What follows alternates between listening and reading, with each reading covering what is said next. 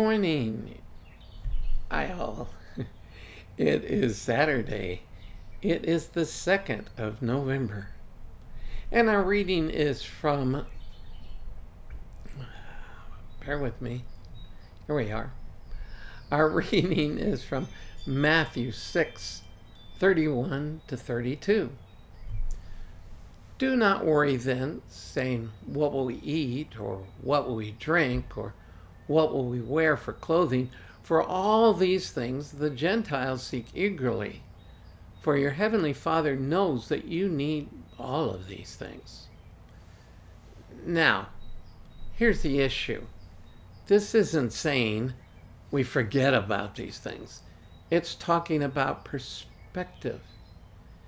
And as most of us know, we can get so caught up just trying to survive life that the Lord does not keep his primary place. And that's really what it's saying, is put the Lord in first place. Have him be the center of life. Don't put your primary focus in surviving or doing even more than that, but let the Lord deal with that. Let me give you a quick example from back in the day. And this is not to my credit, it's just saying what we did. When I first went into the ministry, we were struggling.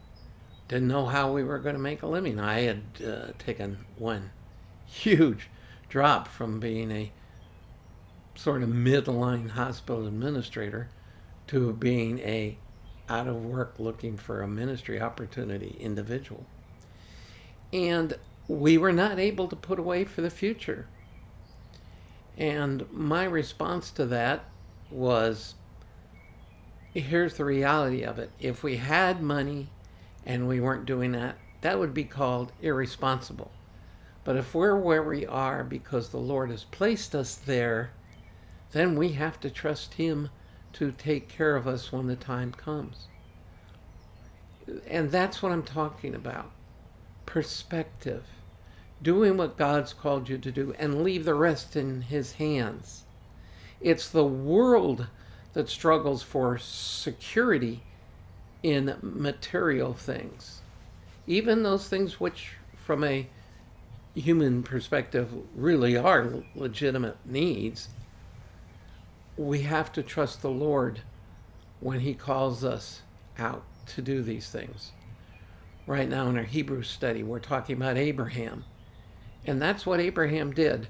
When God called him to leave Ur, he didn't know what was going to happen or exactly where he was going. But God said it, he believed it, and that was the bottom line. And that needs to be our bottom line too. God said it, I believe it, and that's enough. And trust him for everything else. And keeping all that in mind, have a trust-filled day, and I'll see you again tomorrow.